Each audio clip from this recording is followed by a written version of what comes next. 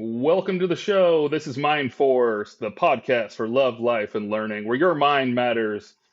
I'm your host, Nate Shear, and we'll be discussing SEER.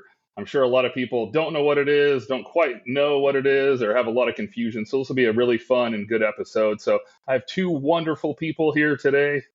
We're going to start with the who, what, why. So we'll start with Micah. Who are you? What do you do? And why are you here?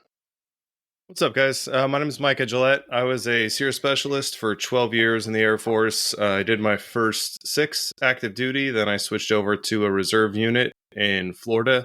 Did that for 3 years. And then as a SEER specialist, started training as a combat aviation advisor. Did that up until the beginning of last year, and then made my exit out of the Air Force. Awesome. Good stuff. Over to you, Steven. Hey, yeah, I'm Steven Drakes. I've been a SEER guy for about 15 years now. I did the majority of that time active duty. And then, like Micah, I jumped ship, joined the bright side, and I'm a AGR SEER guy out in Langley, Virginia right now. And I've been doing that for about 4 years, loving life. So I'm a winter class. So I'm also class of 0902, so the last hard class, just to make sure we're all setting the standard now. But yeah, excited to be here. Awesome. I'm sure we'll get into. I was gonna say I was a summer class, so if we're putting that on the table, it was an easy class, for sure. So for anyone listening, we'll probably get into it later, but the class is held up in the Pacific Northwest, and it gets pretty snowy during the winter. So I'd like to get to know both you guys a little bit and have the listeners get in touch with you and understand you in a short amount of time. So I use this icebreaker. How do you use your time? What's one app you're using, one book you recommend, and one thing you're either listening or watching to? It's a 3-part question. We'll start with Steven. How do I use my time? Obviously, I love to work out when I can. Try to hit the gym at least 5 times a week. Maybe it's not the gym every day, but it's running here and there.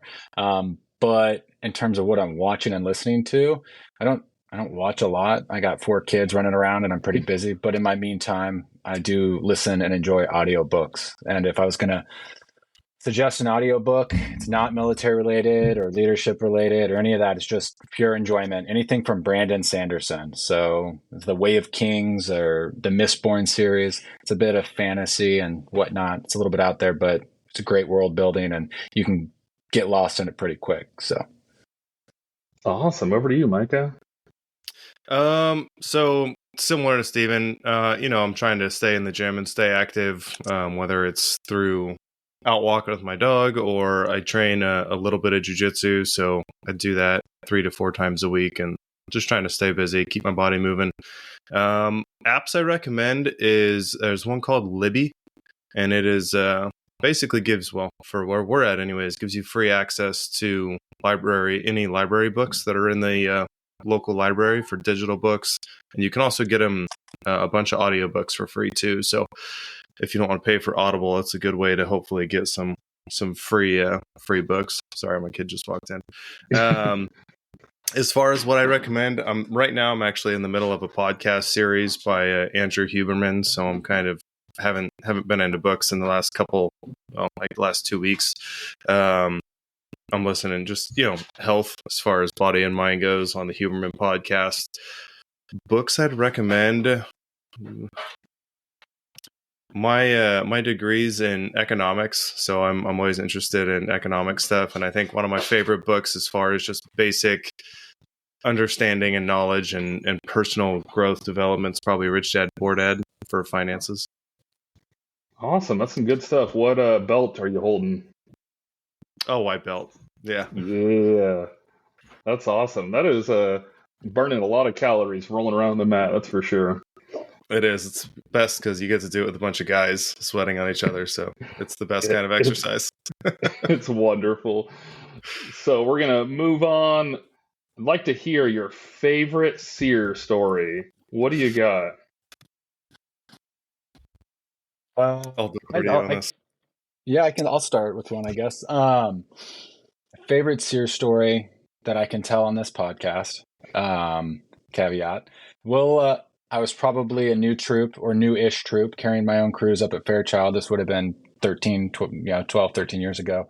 And I had a flight nurse because they just closed down the Brooks Survival School, which is where all the flight docs and flight nurses used to go through their SEER school. They closed that down. They ship them up to Fairchild, say, no, you have to go through the regular survival school like everybody else.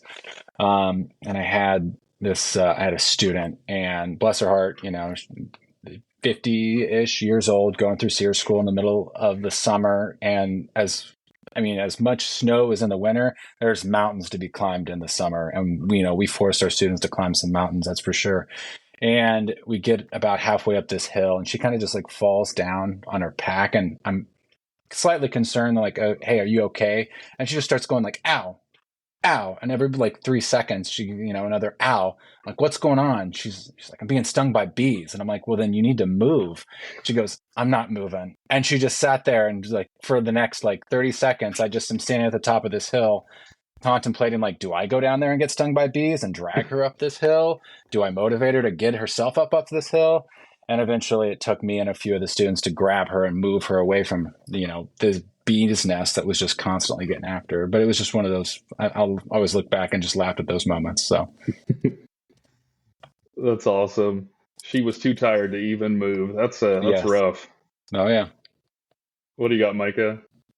So I had one that was a little darker, but that one actually reminded me of a really funny one. So I'll go with the funny one. A similar story of a student getting stung by bees. We were out, keeping students up past dark was pretty commonplace. And it was rare to have people go to bed before it was dark out. So at night, people are out getting boughs from trees, setting up their shelter and building the insulation bed and stuff. And I'm hanging out around the fire, watching the students get their stuff finalized. I'm finalizing all my notes for the night before we go to bed and take off. And one of the guys in the group starts running around and yelling and slapping his legs, and can't really figure out what's going on. I get a little concerned, go up, ask him what's going on, and he's basically starting to get stung by bees, but it's cold and it's dark, so it doesn't really make sense. But I shine my light on the back of his boot, and he had stood on a ground hive, and then they had crawled up his boot. So his whole boot was covered in about 100 bees, and then they were up in his pants. So then I just told him, like, take your pants off. Like, there's no other solution here other than taking your pants off, or just wait it out. They'll eventually get bored of stinging you, I guess. But I think he got stung like 26 times, all in his inner legs and crotch. Oh, that's a rough night.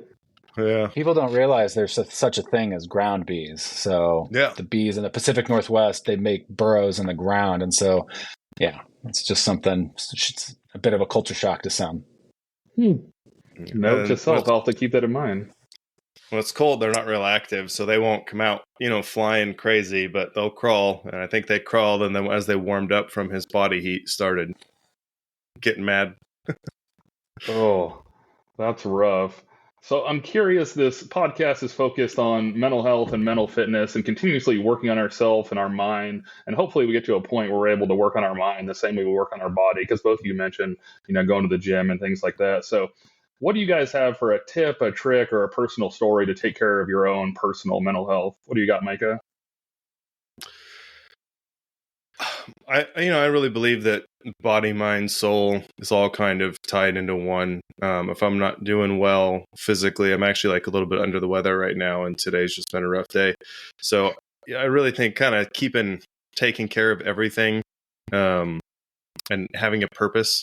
So not only taking care of your body, but like, why am I waking up today? What am I going to go out and do today? If your only answer is work, then that's, I don't know. I don't think that's a great answer. I think you should kind of have something that you're striving for, or trying to develop or work on. And it could be anything. It could be family. It could be education. If you own your own business and you're trying to start a big business, or it could be work. But yeah. That's awesome. It reminds me, I saw this thing on, I think it was Benjamin Franklin. He had a notebook and a journal they found later on, and he only had 2 things written on every journal page. And it started with, what will I work on today? And then at the end of the day, it said, what did I accomplish? And so I think that's something that's always good. Like, did I work on it? Did I get a little bit better? Did I not accomplish it? And then why did I not accomplish it? Did I, get sidetracked? And maybe I need to work on not getting sidetracked the next day. But those 2 simple questions are super, super powerful. But Steven, what do you have for tip or trick? I don't know if it's a tip or trick, but I like to perceive. It's a saying. It's be tolerant with others, but be strict with yourself. So I guess that's just kind of how working with people, working with airmen across, the Air Force, whether it's officers enlisted, they're within my shop, or I'm working with an agency that's outside my shop. If I kind of approach that relationship that way, I tend to get favorable results. And it makes my life way less stressful if I'm getting favorable results. So That makes sense. Okay, now we're going to move into the interview. These should be some pretty easy questions. Since Steven was in last, I'll ask him, what's the AFSC and what's the official title? AFSC is a 1T0X1. So that's a SEER specialist, survival, evasion, resistance, and escape specialist. Perfect. Question for both of you. We'll move over to Micah. How did you find it or be interested in the field? So when I initially signed up, I wanted to be G.I. Joe. It was just, I was 19 years old, shooting guns, jumping out of planes. I was like, that sounds like the best. I went to the Army and the Marine recruiter because that's where G.I. Joe comes from, right? Army Marines. Told my mom about it. She was not happy. We were in the middle of Iraq, Afghanistan. This was 2009 that I went and talked to the recruiter. So she didn't like that idea. So then my brother was already in the Navy and I couldn't do the same thing as my brother. So that led me into the Air Force recruiter's office. Went and talked to him, kind of told him what I wanted to do. He told me about this really cool thing called pararescue. So I went and started training for that. I signed up for it, did all the evaluations for it, and then went and kind of had a heart-to-heart with a guy who was currently a PJ. And he's like, gave me, I guess, just the real talk of like, this is what your life is going to look like if you choose to continue down this path, and laid out what it looks like as far as their schedule goes, which is rigorous to say the least. And I just wasn't interested in it. I wasn't interested in the deployment schedule. I wasn't interested in the stress that came along with being in a job where people actively are trying to shoot you, regularly on deployments and that kind of stuff. So I went back to my recruiter at that point and was like, hey, okay, what else is there that I can do all the fun stuff and not get shot? And then he played the SEER recruiting video, which had dudes scuba diving and jumping out of planes and shooting guns. I was like, sign me up. Let's do it. Sounds fun. That's awesome. And that was it. Steven? Yeah, no, same. I mean, relatively the same. I went down, I was going to do the pararescue thing. And then a little bit into that, I was like, I prefer not to be drowned on a regular basis. That was really what it was for me. I can't swim as well as I thought I could. And then I walked over, talked to the SEER guys, and the SEER guys were like, yeah, let's do this. And here I am 15 years later. So. Awesome. Nice. Okay. Micah, can you provide a brief overview of the AFSC? Of SEER? Yeah, tough, right? Yeah, so I would say real briefly, I mean, our job at its core is to be experts in survival, evasion, resistance, and escape, and then pass that knowledge on to those who might need it. So if anyone anywhere in the world gets isolated, how are they going to get all the way back home, and kind of teaching them that process? Awesome. Steven, what would you say are the primary responsibilities and objectives? Kind of the same thing? Yeah, I think it really depends on who your customer is. Obviously, we have a very broad Air Force with different mission sets. A C-17 crew is going to need different SEER training than an F-22 pilot versus a PJ unit versus a SEER guy attached to a JSOC unit, So SEER is a very broad career field. There are lots of niches and lots of green door assignments that get you down certain paths to do certain things. But generally speaking, we are the insurance policy that the Air Force is selling, operators, whether that's air crew or guys on the ground. We need to be able to provide that, whether it's the training, we're preparing their ISO preps, evasion plans of action. or we're in a deployed location, actually supporting the C2, the command and control function of a personal recovery network. So working in an AOC somewhere, helping plug rescue forces to the IP themselves or the isolated person themselves. Makes sense. Micah, we kind of touched on the responsibilities and objectives. What would you say is the main challenges? That's really dependent on where you're at. I mean, getting students to listen is probably the biggest challenge. If you're actively trying to teach someone and like, hey, these things are important, whether it's from teaching basic, SV80, which is combat survival up in Washington, to know your ISOPREP information. What did you put down? What's on your EPA, and getting them to take that stuff seriously. I would say, it's just one of the biggest kind of routine challenges. But being that, as Steven said, it's kind of a broad career field, it can really change based off of where you're at. Whether you're in a specialized assignment, you could be a test parachutist, and all you're doing is jumping all the time. You could be teaching free fall or a free fall instructor. You could be teaching at a dive school, or you could be teaching air crew and getting them prepped up and ready to go. So that's really depends on where you're at. Yeah, some of the questions are really tough. I got one for you, Steven. Again, this might go down different avenues and whatnot, but can you give us an overview of kind of what training and education looks like? From like the very beginning? Yeah, just kind of a foundation if somebody was going to come into it. What does the beginning look like? So the beginning, I'm not super spun up on how the new AvSpec war process and onboarding looks like from a basic training to selection to SV80, but 15 years ago, and as for the majority of my career, the way it's looked has been you graduate basic training, you go to selection, which is down at, I think they call it stock now, SEER specialist orientation course. The cadre there determine whether or not you are a good fit to be a SEER specialist potentially.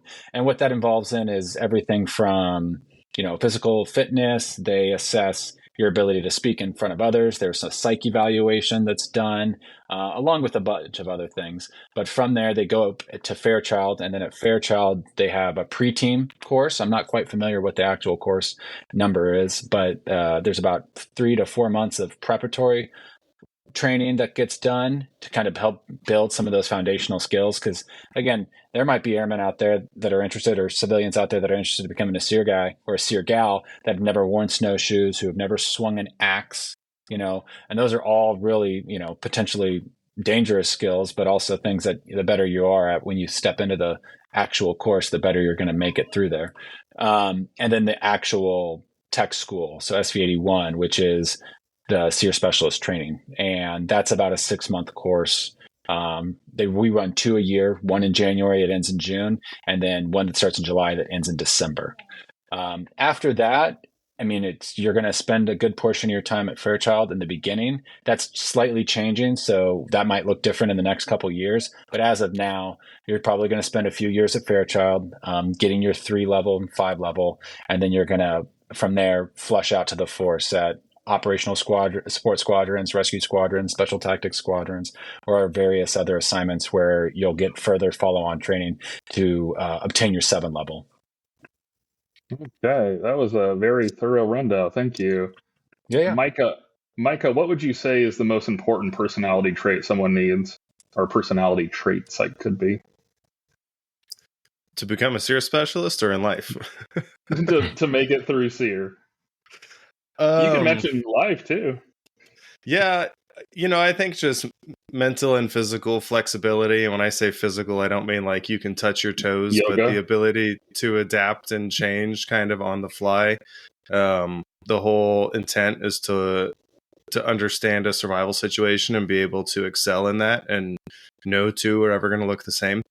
So if I am in one location, I might have these resources and be able to do these things with it. If I'm somewhere else, whether I have different tools or just different resources available to me. So kind of having that flexibility that, hey, food and water are still important. I still have to find these things. I would say that was probably one of the most important to getting through the training itself. As far as once you're in the force, I think it probably shifted a little bit more to self-drive and self-dedication. We're largely unsupervised in SEER, and I don't mean like we don't have a commander, but my deployment, I did, in 2019, I did a 5-month deployment, and I was by myself for almost all of it. You're saying the quiet part out loud, Micah. Shh, I'm just kidding. I'm just kidding. Got to be real on this one. Yeah. I went and I would meet with people, but I was kind of, autonomously working. So making sure that you have the drive to actually to work, because you're not going to be supervised. That makes sense. Steven, since you taught a bunch of classes, well, Micah did as well, but was there anything that kind of surprised you, where you thought someone would not succeed and they completely, blew you away, or anything? Going back to like the personality traits, they seem like they wouldn't get it, and maybe they did really well. You mean as a SEER guy or SEER gal? Yeah, instructor. Yeah, as an instructor there.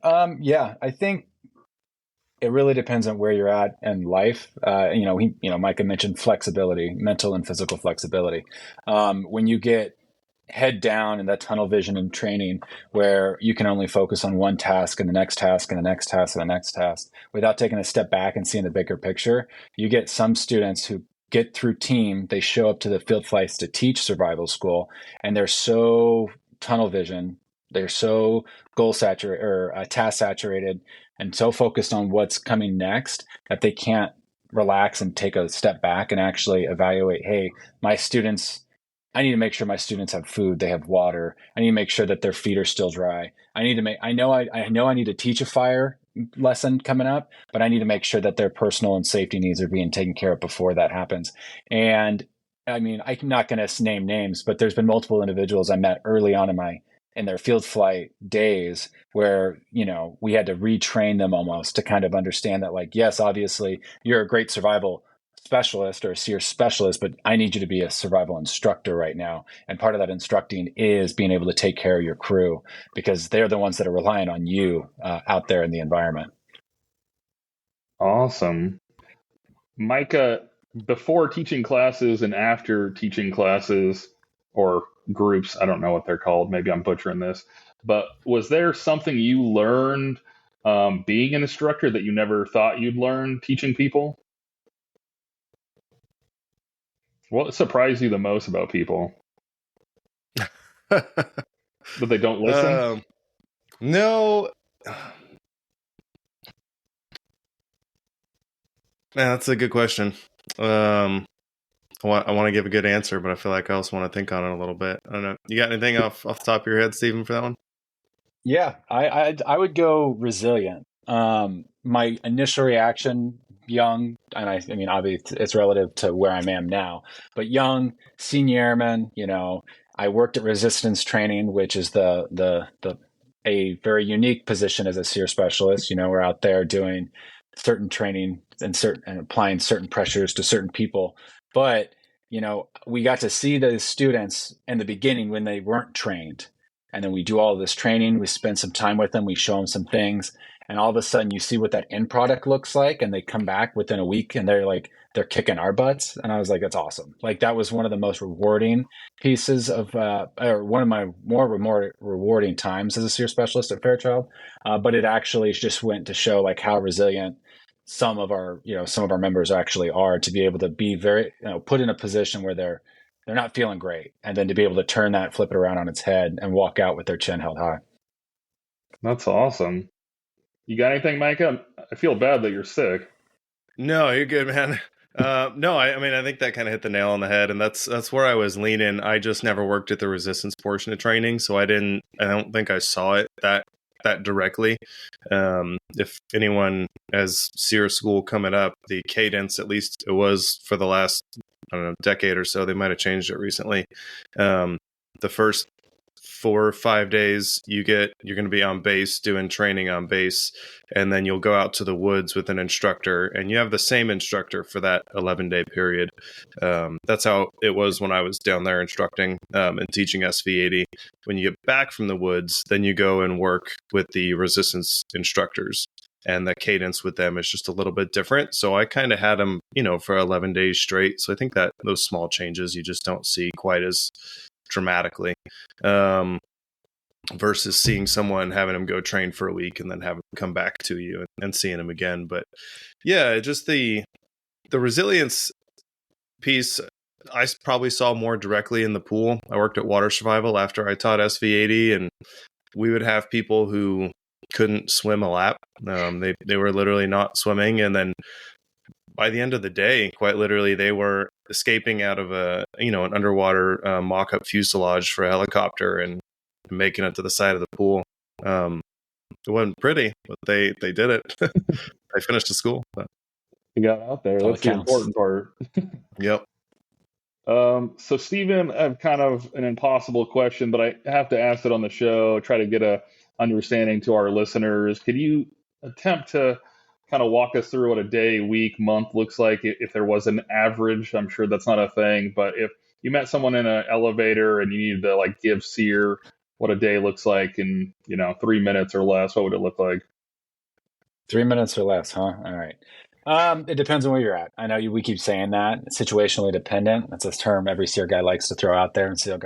But I would say this. If you're working at an OSS is going to have you working a block training schedule. Typically, you'll have an annual schedule pushed out by your weapons and tactics office, OSK shop, and they're going to say, I need, these many, maybe once a month, I'm going to do CST. Once a month, I'm going to do water survival. And maybe a couple times a month, I'm going to teach, these courses here and there. So those days are already blocked out. You're teaching. The other days outside of that, though, you're doing what we call personal recovery operational support. So PR op support is what it is. And I can only encapsulate this as I take a look, and I'll use my unit now as an example. It's an F-22 unit. So I have all of the necessary read-ins and, clearances to be able to mission plan with my F-22 fighter pilots. And I know where they're going to be and how they're going to fight in a conflict. And then I do some mission analysis and risk mitigation. And I sit there and I go, what's the most likely and the most deadly scenario that they're going to end up as an isolated person? Based off of where they're going to be at and how they're going to fight. I then take that, distill it down, and then I can develop training plans based off of that. So if I know that my pilots are going to go do X, Y, and Z, it's going to put them at risk of maybe, let's just say, an urban environment, more so than a rural environment. Then that means I'm going to tailor that combat survival training to an urban environment training setting. And so the other days of the month, I'm prepping maybe for the training event itself. I'm meeting with maybe local law enforcement that are going to help and assist. We do that here locally. We reach out to the local sheriff's department, and they put out a bolo on certain individuals that are dressed in a jumpsuit looking color, certain jumpsuit, and then they're actually involved in the training. But a lot of that requires time, that requires connections, relationship building. So that's at an OSS level. I'm sure I've already busted my 3 minutes, but like at an RQS, a rescue squadron, which is somewhere I was also assigned, that mission is completely different and not at all the same. And I would need another 5 minutes to describe what an average day there would look like. So, but for an OSS, I'll give you that. That's your average OSS, or should be at least. Perfect. That's a great rundown. It's always a difficult question. Micah, if you have to pick, hands down, what's your favorite aspect of the job? I think probably the opportunities that it presented throughout my career. Doing 12 years in, there was always something cool or exciting that was on the table or available to do it. I mean, the teaching is super rewarding and being able to provide the information to people, but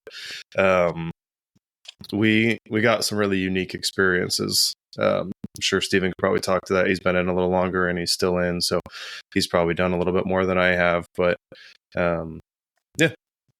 Awesome. Yeah, we'll try to get into deployments and some other stuff later on, but I'm going to try to keep it as real as we can. So, Steven, I got to ask you, what are the less desirable things? Got to highlight the whole picture for the people. Yeah, I think some of the less desirable things, at least that I've experienced, is advocacy. I obviously care a lot about what it is that I do, and I care about, the pilots that I'm training. But sometimes other people don't care, and that advocacy from leadership is it's a struggle sometimes getting after that. That's more of a Yeah, I don't know. That's probably seeking that, advocacy from leadership is sometimes frustrating. When it's obvious to me, it's frustrating to have to communicate why the things that I'm doing are important to others sometimes. And it seems like it should be obvious. Yeah, it isn't always. Micah, what would you say sets this AFSC apart from all others? When I went and talked to the recruiter and he put in the video, he's like, yeah, this is a job where you're like, go camping or something. And that, while it is obviously not what the job is. The job's a lot more than that. It's still probably one of the only ones where we regularly get the opportunity to go out and do camping and do stuff on the ground, other than some of the, the really high speed jobs where they're out living in the field all the time. But I think just the opportunity, and I could be wrong here, but I would say the opportunity that we're provided from such a young point in our career field.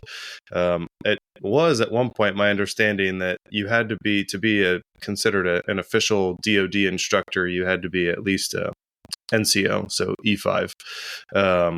I believe, and again, correct me if I'm wrong if one of you guys know otherwise, but I believe SEER is the only one that allows E3s to be official instructors.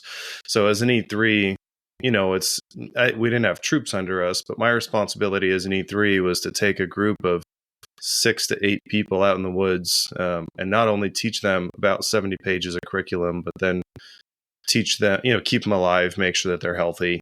So it was a lot of instruction and a lot of obviously rigorous work and keeping them alive and stuff like that. So kind of that opportunity that you're given as a really young airman was unique.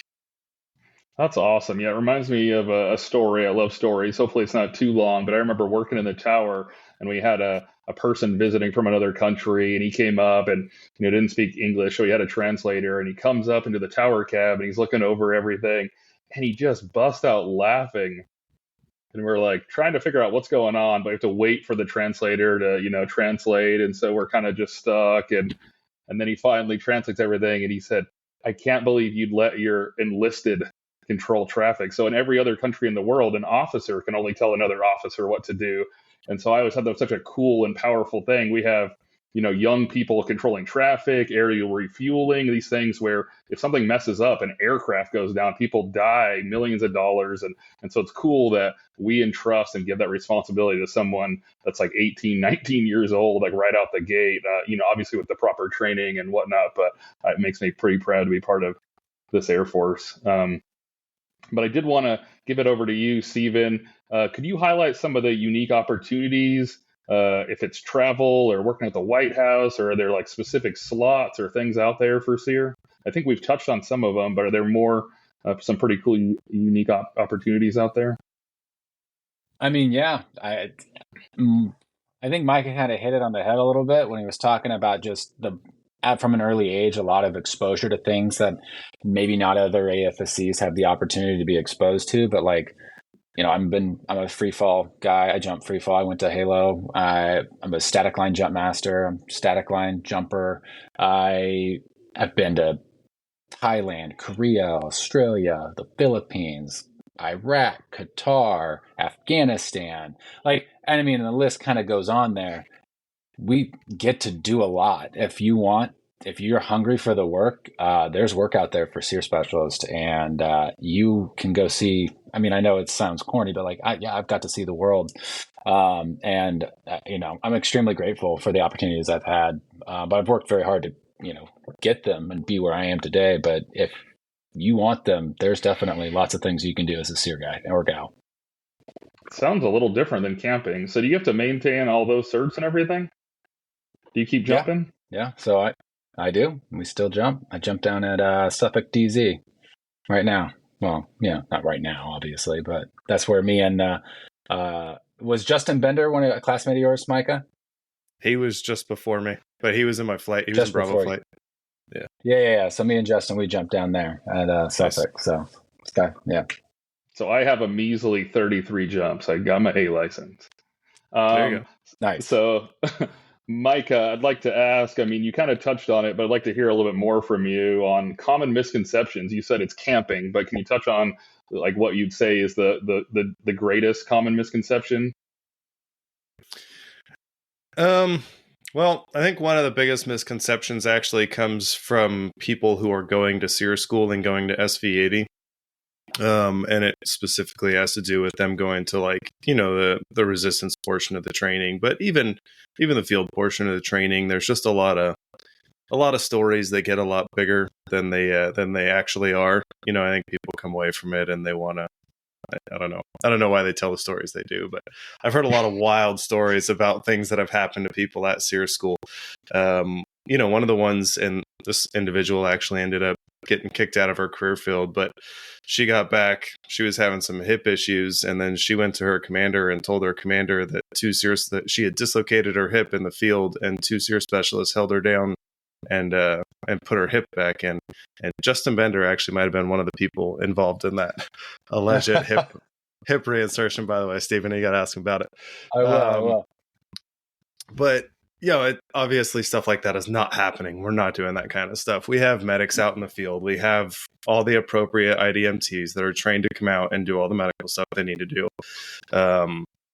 So I think that's probably one of the biggest misnomers, is that, you know, people get these stories that, oh, they broke my foot and made me walk on it, or just crazy stuff that these people come away with. And I, you know, teach their own, I guess. But as far as the career field itself, I don't know that there's a whole lot, at least nothing that comes to mind, you know, within the career field as far as like what we do.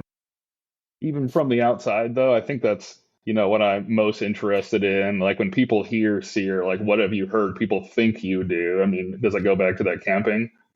Like, oh, you just camp. Bug eater. Yeah, bug eater is probably one of the most common so. ones. I think, especially when you talk like in a joint environment, the Air Force is the only, you know, service that actually dedicates an entire career field or MOS to SEER. So in the Army and the Marines and the Navy, it's a special duty assignment. And so working with, you know, our joint partners, you know, sit there and be like, wait, you're SEER? So what's your actual job? And you're like, no.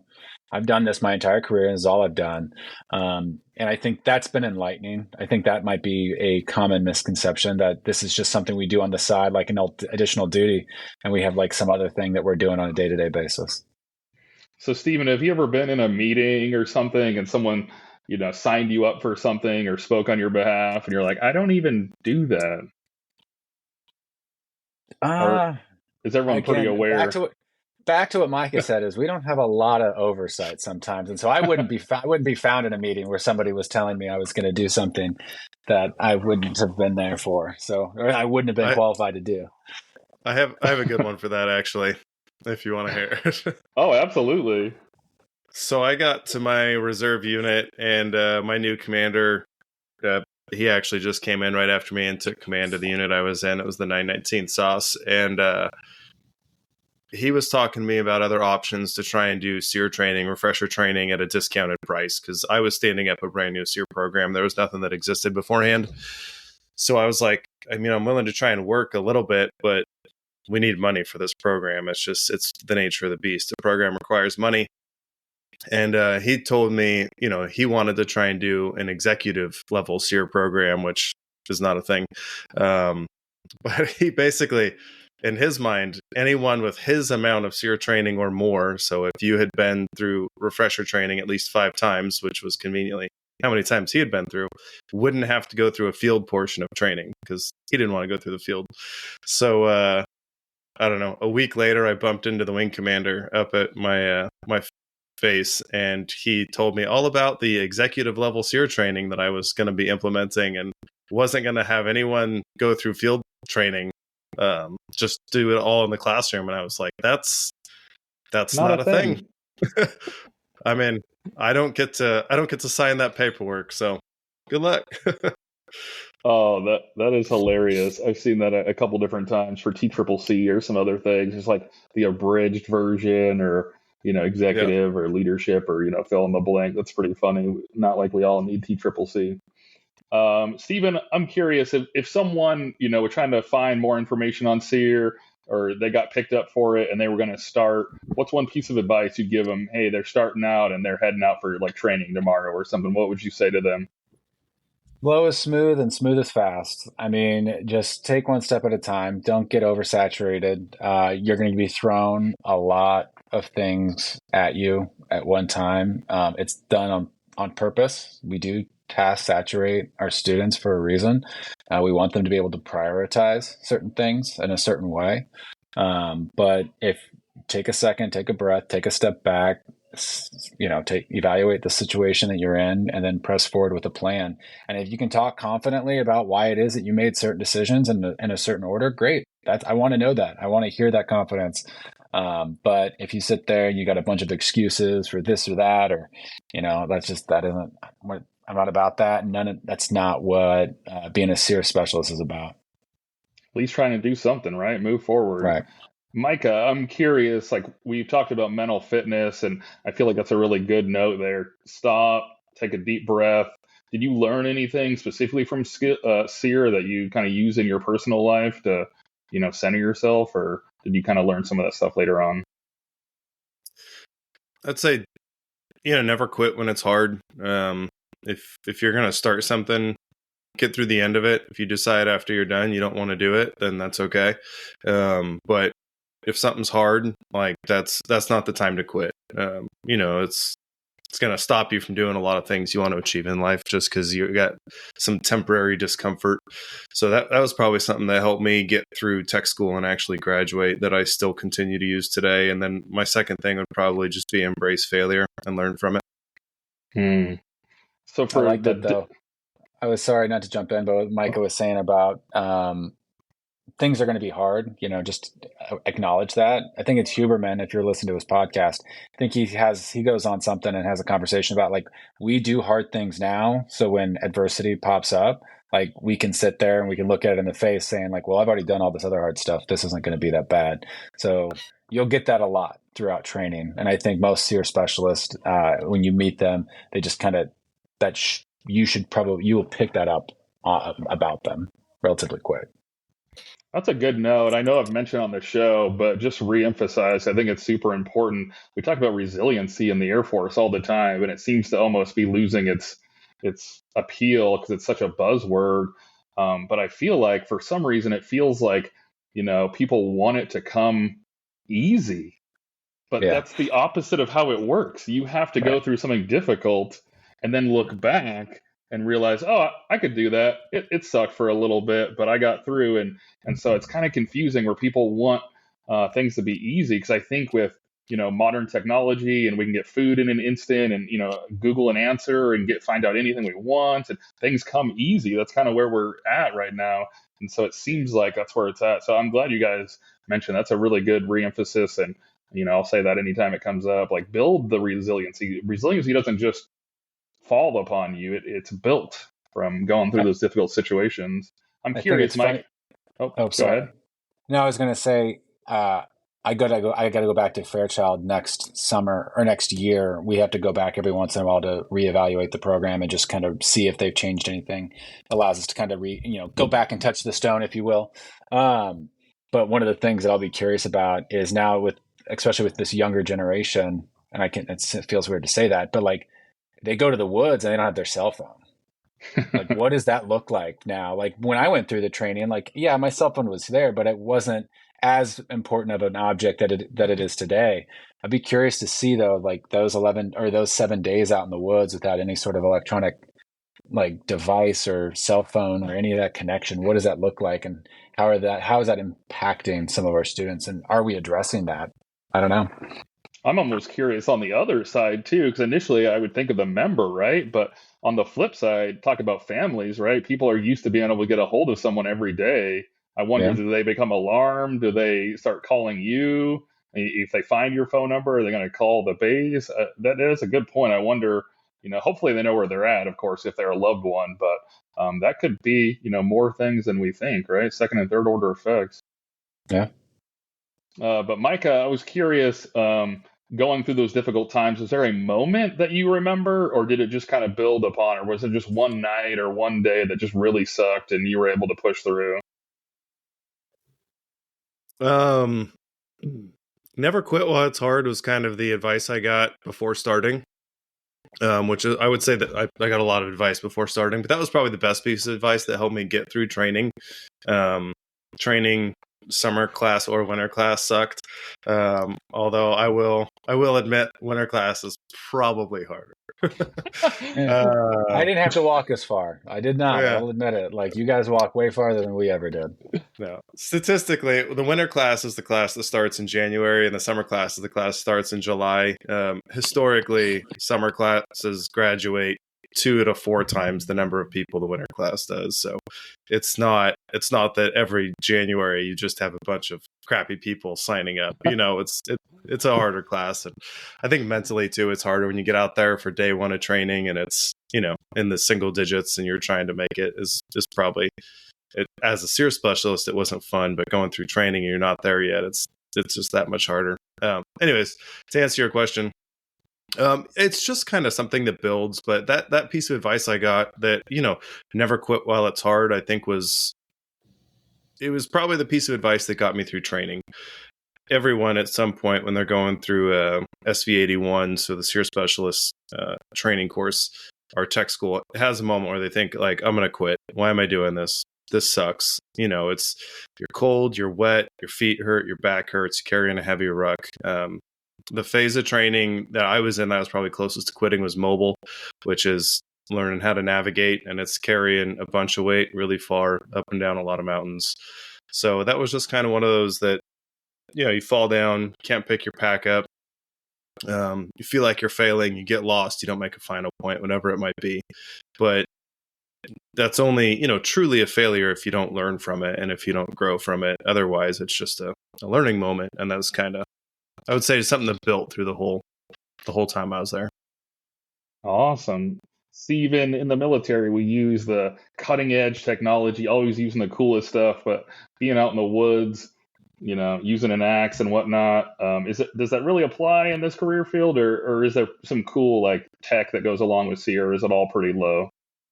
No, it's very rapidly evolving. Accelerate, change, or lose, right? That's kind of the new thing. Over the last 2 years, my shop has actually been heavily involved with a lot of innovation projects, and to the point where we're actually creating software-defined radios and programs and apps, and we're doing a lot of stuff right now that forced myself to learn how to code.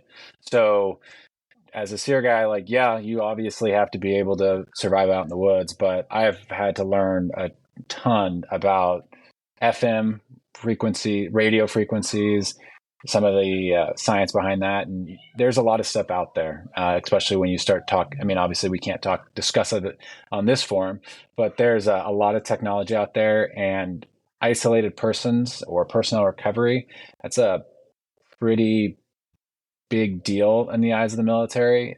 So there's a lot of money and a lot of things that get thrown at it, which, again, going back to, you know, opens up certain doors early on in your career. You get to see a lot of cool stuff. Awesome. That's good stuff. So, Micah, I'm curious to paint the picture. We kind of talked about in garrison and things like that. Can you talk about deployments and what that kind of looks like and how often and things? Let's go back to, it depends on what shop you're in and where you're deploying to. But I'll talk to my experience and then some of the experience that I would have had I stayed in the CAA unit a little longer. So my experience with deployment was to go help facilitate recovery or develop isopreps and stuff like that if it was needed. So I was kind of a hard charger. I didn't want to sit around IUD'd when I was deployed. So I was there for 30 days. And in IED, it was mostly checking isopreps, making sure people were good to go out the door. We were going out to different units that were on that base, checking their radio capabilities, making sure they had all the correct programming, that kind of stuff. When I was there, I had 2 personal recovery events declared. So 2 people who were lost and, you know, as actually declared. So I ran both of those. They were both declared when I was in the shop. I worked midnight to 8 a.m. So kind of helped try and get them back and recovered. And then I forward deployed from there, and I went to Afghanistan. In Afghanistan, it was doing the same stuff. I was just a lot more involved with people on the ground. So I bounced around country the whole time I was in Afghanistan. Went and worked with the Germans, went and worked with the Italians, developing their personal recovery capability, that kind of stuff. And then I wrapped up my deployment in Iraq as an air advisor. So I went and worked for 5 weeks with the Iraqi survival school, helping develop their program and getting some continuity there. And then that was it. So awesome. I could have sat around Qatar for the 4 months. I was actually about 5 by the time it was said and done. But that's kind of what I was saying earlier too, is if you want it and you have a drive to go do it, there's opportunity. But you know, those going to Afghanistan and Iraq are not things I had to do. They were things I chose to do, and I was presented with the opportunity. It's cool that you've mentioned a couple of times that you're empowered to be able to go and, you know, control your fate to a certain extent.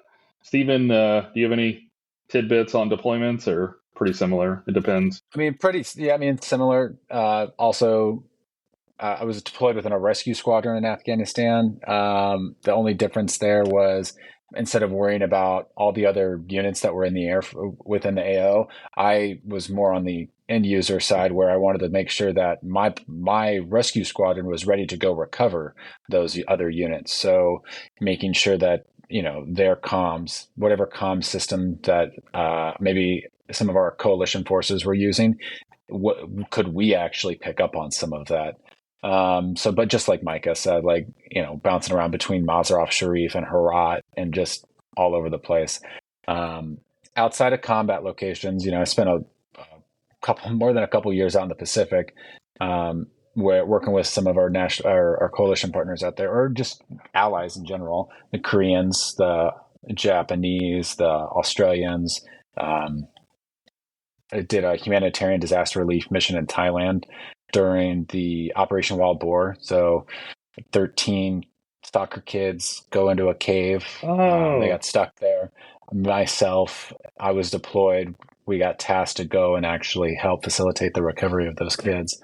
So those are definitely good experiences. I loved all of it. But as Micah said, if you want it, there's opportunities out there. You just have to be able to be willing to have a clean nose and be ready to go when the opportunity presents itself.